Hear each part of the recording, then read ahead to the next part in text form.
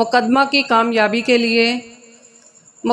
کامیابی کے لیے روزانہ کسی بھی نماز کے بعد 133 دفعہ پڑھیں۔ حق پر ہو تو پڑھیں، نہ حق پڑھنے والا خود مصیبت میں گرفتار ہو سکتا ہے۔ وَقُلْ جَاءَ الْحَقُّ وَزَهَاقَ الْبَاطِلُ إِنَّ الْبَاطِلَ كَانَ زَهُوقًا، اور کہہ دو کہ حق آ گیا اور باطل نابود ہو گیا، بے شک باطل نابود ہونے والا ہے۔ ہر مرض کے لیے اس آیت کو پڑھ کر مریض پر دم کریں۔ وَنُنَزِّلُ مِنَ الْقُرْآنِ مَا هُوَ شِفَاءٌ وَرَحْمَةٌ لِّلْمُؤْمِنِينَ، اور یہ قرآن جو ہم نازل کر رہے ہیں مومنوں کے لیے سراسر شفا اور رحمت ہے۔ اولاد فرما بردار ہو، بچے کے نام کو ذہن میں رکھ کر اس آیت کو ہر نماز کے بعد پڑھیں۔